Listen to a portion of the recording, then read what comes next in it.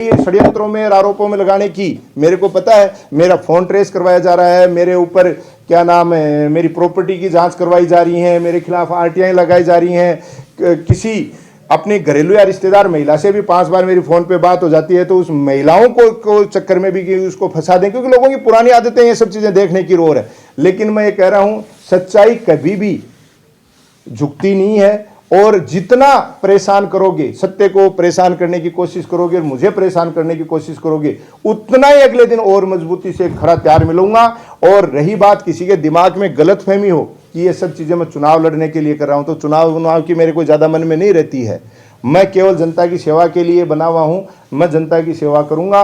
और जो लोग हमारे खिलाफ इस तरीके का षड्यंत्र कर रहे हैं, विश्वास दिलाता हूं बाबा राम सा पीर और की इस धरती पे कि नवलगढ़ के गांव-गांव ढाणी-ढाणी में जाएंगे और एक-एक व्यक्ति को जगाएंगे कि कौन व्यक्ति क्या कर रहा है।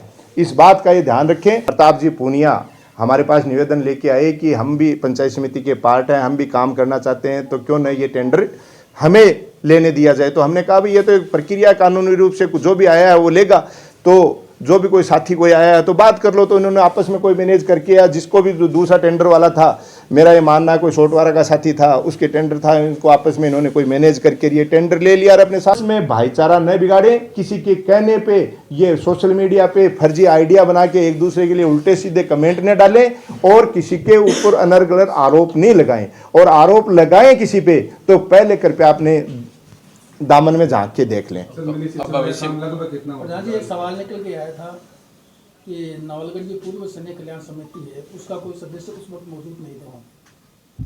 देखिए, मैंने एक बात कही कि नवलगढ़ की सैनिक समिति का मैंने जवाब दे दिया। वहां कुमाऊं से भी थे, डिगाल से भी थे, डूमराज से थे। समिति का नहीं, मैं कह रहा हूं ना, समिति का रजिस्ट्रेशन तो मैंने देखा नहीं कौन है। मैं मेरे पंचायत समिति के 2 मेंबर जो पंचायत समिति सदस्य भी हैं और जिला सैनिक कल्याण अधिकारी भी रहे हैं और जिला अध्यक्ष भी हैं, मेजर जयराम जी और रामनिवास जी डूडी भी मौजूद थे। तो बाकी वो आपस की उनकी कोई समिति प्रेशर था, दबाव था कि आप इस कुर्सी को छोड़ के चले जाइए, लगातार लोगों को, जनता को जागरूक मत कीजिए, जनता के बीच में जाके काम मत कीजिए, वरना हम आपको भ्रष्टाचार के आरोप में फंसा देंगे, आपके उल्टे सीधे कोई भी लिटिगेशन लगा के उसमें आपको फंसा देंगे। लेकिन जब तक ऊपर वाला साथ है और नियत साफ है, तब तक मुझे पता है कोई कुछ नहीं बिगाड़ सकता। और बाकी सब जनता देख रही है। पंचायत समिति में प्रधान के रूप में कार्यकाल रहा, वो बहुत ही सराहनीय और शांतिपूर्ण तरीके से अच्छा रहा, जिसके लिए मैं मेरे सभी पंचायत राज के जनप्रतिनिधि, पंच से लेके चाहे हमारे सरपंच साथी हैं, पंचायत समिति सदस्य हैं, जिला परिषद सदस्य हैं और हमारे कर्मचारी जितने भी पंचायत राज के हैं, उन सब का सहयोग रहा। शीर्ष नेतृत्व का भी बड़ा सहयोग रहा, जिसकी वजह से चाहे पहले जिला परिषद सदस्य के रूप में काम किया और अब पंचायत समिति प्रधान के रूप में काम किया। इस 5 साल में जितने नवाचार कर सकते थे, जितने ज़्यादा काम पंचायत समिति स्तर पे कर सकते थे, और आज आप देख रहे हो कि लगातार 5 साल अब कार्यकाल का अंतिम दिन, चाहे चुनाव नहीं हो, प्रशासक के रूप में एसडीएम को 11 तारीख से जिम्मेदारी दे दी है, तो भी आज भी अपन बैठ के पंचायत समिति में काम कर रहे हैं। ये सारा पूरा टीम नेटवर्क है और हमारे मेंबर साहिबान और सरपंच साहिबान की सबकी जो एक परिवार के रूप में हमने काम किया, उसी का नतीजा है। वरना आप देखते हो कि लास्ट में जब कार्यकाल पूरा होने को आता है तो वो लोग अपनी मीटिंगों में कोरम तक पूरा नहीं कर पाते हैं। कई बार बात उठती है कि सरपंच मेंबर साहिबान और ये कोरम ही पूरा नहीं हो रहा, जबकि अपने यहाँ आप देखते हो कि हमेशा पूरी संख्या उपलब्ध रहती है। ये इसी बात का नतीजा है कि हम सब लोगों ने एक पंचायत राज परिवार के रूप में मिलजुल के काम किया।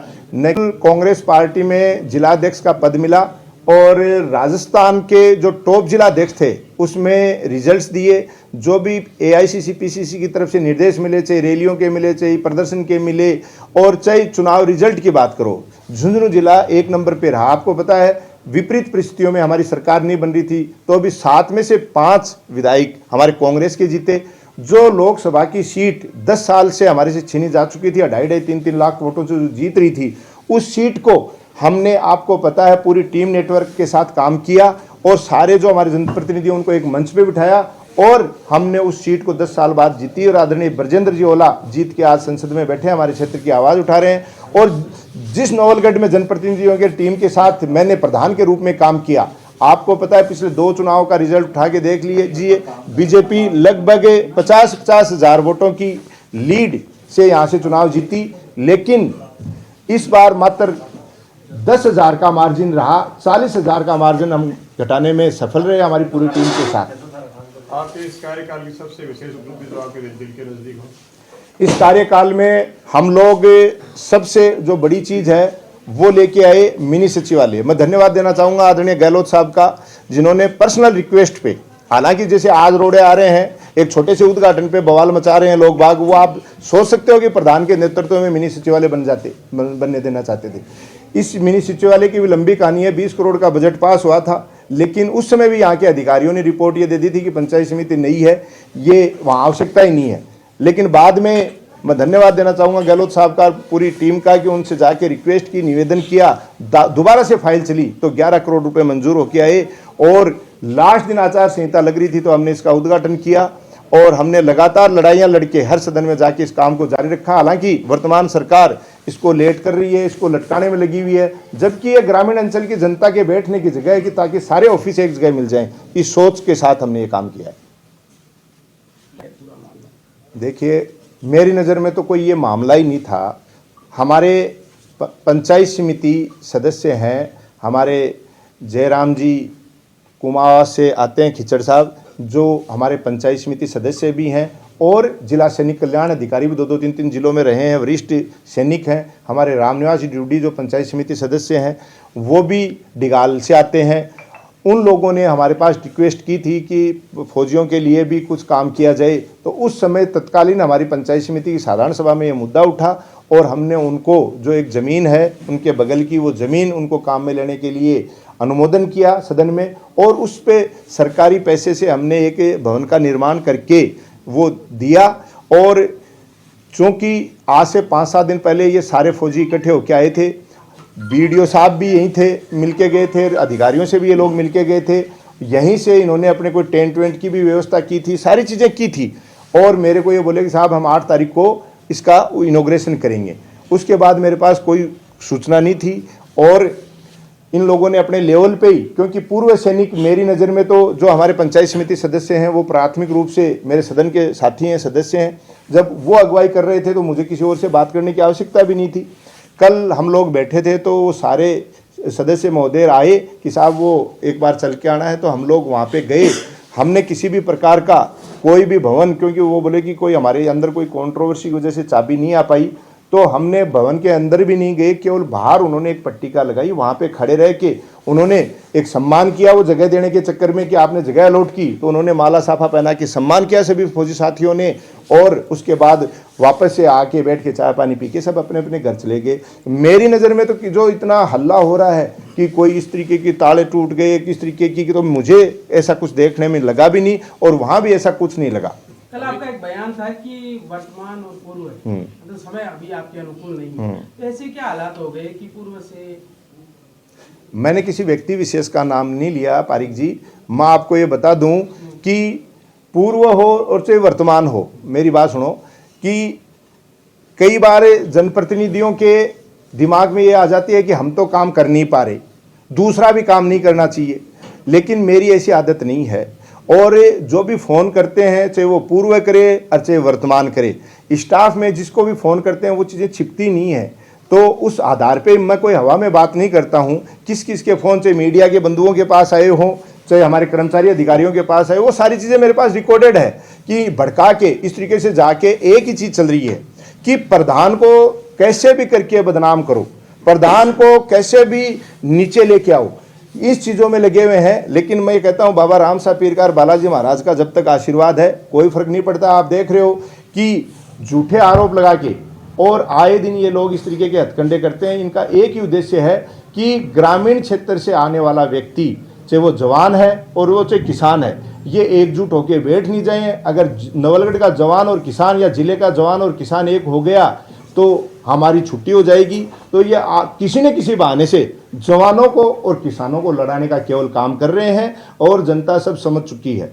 और हम चुप हैं, हम किसी का नाम लेके आरोप प्रत्यारोप नहीं लगा रहे। और जिस दिन हमने ये कल मैं इस पद से फ्री हो जाऊंगा और उसके बाद जिसको जो चाहे करना है, जितने भी आरोप मेरे को कई षड्यंत्रों में और आरोपों में लगाने की मेरे को पता है, मेरा फ़ोन ट्रेस करवाया जा रहा है, मेरे ऊपर क्या नाम है, मेरी प्रॉपर्टी की जांच करवाई जा रही है, मेरे खिलाफ आरटीआई लगाई जा रही हैं, किसी अपनी घरेलू या रिश्तेदार महिला से भी 5 बार मेरी फ़ोन पे बात हो जाती है, तो उस महिलाओं को चक्कर में भी कि उसको फंसा दें, क्योंकि लोगों की पुरानी आदतें ये सब चीज़ें देखने की रोर है।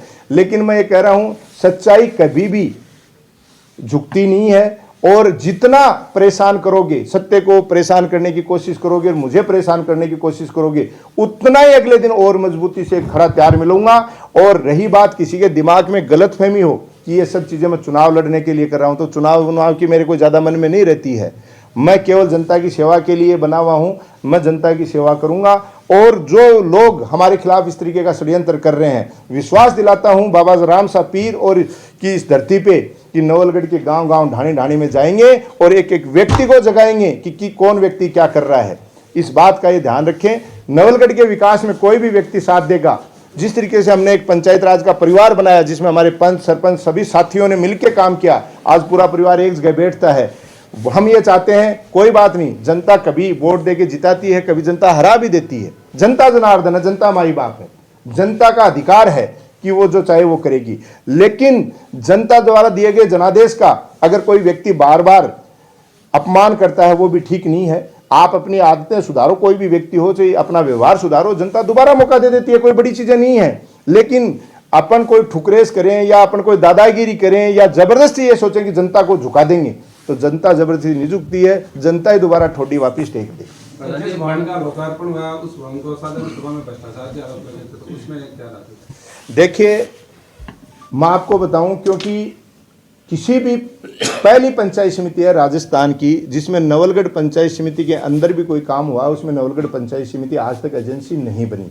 ये काम भी 181 के तहत, टेंडर प्रक्रिया के तहत हुआ। और हमारे साथी पंचायत समिति प्रताप जी पूनिया हमारे पास निवेदन लेके आए कि हम भी पंचायत समिति के पार्ट हैं, हम भी काम करना चाहते हैं, तो क्यों नहीं ये टेंडर हमें लेने दिया जाए। तो हमने कहा भाई ये तो एक प्रक्रिया, कानूनी रूप से जो भी आया है वो लेगा, तो जो भी कोई साथी कोई आया है तो बात कर लो। तो इन्होंने आपस में कोई मैनेज करके, या जिसको भी जो दूसरा टेंडर वाला था, मेरा ये मानना है कोई छोटवारा का साथी था, उसके टेंडर था, इनको आपस में इन्होंने कोई मैनेज करके ये टेंडर ले लिया और अपने साथियों के द्वारा करवाया। उस समय फौजी भाइयों को मैंने एक बात कही थी कि ये हम आपको समर्पित कर रहे हैं, ठेका किसी के पास भी हो, जिम्मेदारी आपकी है, काम खड़ा रह के आपको कराना है। लेकिन उस समय कोई भी व्यक्ति नहीं आया, कोई भी व्यक्ति नहीं आके संभाला। तो अब ये जो बार बार बात कर रहे हैं कि छत का ढलान, हम बार बार इनको बुलाया, कोई भी नहीं आया। तब पिछले 15-20-10 दिन पहले जब ये सारे फौजी आए तो मैं खुद साथ जाके विजिट करके देख के आया, ठेकेदार को बुलाया, उनसे साफ सफाई कराई, कोई टूटी हुई थी, कोई गेट था, वो तुरंत प्रभाव से इमीडिएट ठीक कराया। और जो छत के ड्रेनेज की ये बात कर रहे थे, वो ड्रेनेज पहले से उस छत में नहीं था, नाले लगे हुए ही नहीं थे, लेकिन उसके लिए भी हमने निर्देशित कर दिया। और ठेकेदार ने स्वीकार भी किया कि साहब हमारी छत जो हमने नई बनाई उसमें कहीं भी पानी रुकता है तो बताओ, 3 ड्रेनेज उतारे हुए हैं, लेकिन जब उस छत को जोड़ा गया, उस कोने पे थोड़ा पानी इकट्ठा होता है, तो उसके लिए भी मैंने कहा भाई आपकी जिम्मेदारी बनती है। और वो जो छत जोड़ी, वो काम से एक्स्ट्रा इन्होंने जोड़ के दी उनके कहने पे। और फिर भी अगर है तो वो ड्रेनेज की अगले ठेकेदार ने स्वीकार किया कि भाई साहब मैं इसको करवा के दे दूंगा प्रधान जी। ये हमारे मेजर जयराम जी और हमारे रामनिवास डूडी और हमारे और 15-20 फौजी भाइयों के सामने की बात है। ये केवल एक व्यक्ति विशेष हो सकता है अपने चाटुकारिता के माध्यम से किसी नेताजी को खुश करने के लिए इस तरीके के अनर्गल आरोप लगा रहा है। आज मैं प्रधान संघ का प्रदेश अध्यक्ष बनाया हुआ, ये जिम्मेदारी है, कोई ऑथेंटिक लेटर थोड़ी है इन चीज़ों का। आज इनकी यूनियन की बात करें, यूनियन तो बनती रहती है, बिगड़ती रहती है, कभी कोई बना लेता है, कभी कोई बना लेता है, लेकिन मेरी जिम्मेदारी बनती है कि मेरे पंचायत समिति दोनों सदस्य जो रिटायर्ड सैनिक हैं, जिनके कहने पे हमने ये काम किया, वो दोनों साथ थे, पूरे प्रोग्राम में साथ थे, कोई कंट्रोवर्सी हमने देखी नहीं। चलो अपने साथियों को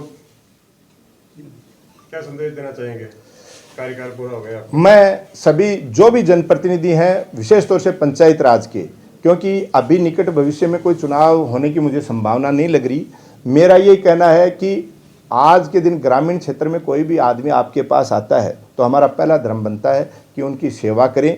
और जो ये पॉलिटिकल पार्टीज हैं या पॉलिटिकल नेता हैं, इनमें ग्रुपिज्म में न पड़ के जो व्यक्ति जहाँ से जो काम करवा सकता है वो अपने ग्रामीण क्षेत्र में काम कराए, क्योंकि आने वाले समय में पिछले दिनों आपने कोरोना महामारी देखी थी, बड़े बड़े शहरों से लोग वापस आ गए थे अपने गाँव में, तो अपने गाँव की व्यवस्था चाक चौबंद हम कर लेंगे। हमारा शिक्षा का मंदिर है, स्कूल है, हमारे स्वास्थ्य के केंद्र हैं, हॉस्पिटल्स हैं, हमारे पशु केंद्र हैं, हमारा गाँव की साफ सफाई है। इन सब चीज़ों पर अगर हम मिलजुल के काम कर लेंगे तो निश्चित तौर पे आने वाले दिनों में हम एक सुदृढ़ समाज की एक संरचना कर पाएंगे। और चुनाव के टाइम एक विशेष जो बात कहना चाहता हूं कि इन पार्टीज को और इस नेतागिरी को केवल जो चुनाव डिक्लेयर हो जाए उस समय काम में लें, बाकी आपस में भाईचारा न बिगाड़े, किसी के कहने पे ये सोशल मीडिया पे फर्जी आइडिया बना के एक दूसरे के लिए उल्टे सीधे कमेंट न डालें और किसी के ऊपर अनर्गल आरोप नहीं लगाएं, और आरोप लगाएं किसी पे तो पहले कृपया अपने दामन में झांक के देख लें। सर, मिली शिक्षा का काम लगभग कितना होगा? प्रधान जी एक सवाल निकल के आया था कि नवलगढ़ की पूर्व सैन्य कल्याण समिति है, उसका कोई सदस्य उस वक्त मौजूद नहीं था। देखिए, मैंने एक बात कही कि नवलगढ़ की सैनिक समिति का मैंने जवाब दे दिया। वहां कुमाऊं से भी थे, डिगाल से भी थे, डूमराज से थे। समिति का नहीं, मैं कह रहा हूं ना, समिति का रजिस्ट्रेशन तो मैंने देखा नहीं कौन है। मैं मेरे पंचायत समिति के 2 मेंबर जो पंचायत समिति सदस्य भी हैं और जिला सैनिक कल्याण अधिकारी भी रहे हैं और जिला अध्यक्ष भी हैं, मेजर जयराम जी और रामनिवास जी डूडी भी मौजूद थे। तो बाकी वो आपस की उनकी कोई समिति, मिनी सचिवालय का हमने हर स्तर पे आवाज़ उठाई है आपके सामने, और जिला परिषद की मीटिंगों में भी, दिशा की मीटिंग में एमपी साहब के सामने भी अधिकारियों को लताड़ पड़ती रहती है। लेकिन प्रशासन किस धर्मिता के पीछे, इनका एक ही सपना था जी, सबका मिलजुल के, कि हम पंचायत राज जनप्रतिनिधि जिसमें सभी सरपंच मेंबर साहिबान सारे लोग थे, एक सपना था कि ये पूरा हो जाए। हमने पंचायत समिति की बेशकीमती ज़मीन दी थी कि अगर ये बन के तैयार हो जाए तो हम लोग इसमें बैठ के और सही तरीके से ऑफिसों का आवंटन वगैरह करवा दें। लेकिन क्योंकि ये लोग, आज सरकार जिस तरीके से काम कर रही है, हट धर्मिता की वजह से उस काम को पेंडिंग कर रखा है और लटका के छोड़ रखा है। अब आगे क्या है प्रधान जी? आगे इस नवलगढ़ की 36 कौम की जनता का एहसान कभी उतार नहीं पाऊंगा। जो भी आगे भविष्य में पार्टी जिम्मेदारी देगी या 36 कौम की जनता जो आदेशित करेगी वो तो करूँगा राजनीति में काम। बाकी सेवा के काम जैसे पर्यावरण संरक्षण के काम हैं वो करूँगा। आज राजीविका मिशन में हमारी मातृशक्ति काम कर रहे हैं, इसमें काम करेंगे। आज गौशालाएं हमारी जितनी भी नवलगढ़ में 29-30 रजिस्टर्ड हैं, उन गौशालाओं के डेवलपमेंट के लिए काम करेंगे। और हमारे युवा साथियों में फैल रहा ये नशा है, इसके खिलाफ अभियान चलाएंगे। और इस तरीके के जो सामाजिक सरोकार के काम हैं, इन पे ज़्यादा फोकस रहेगा, इन पे ज़्यादा काम करेंगे।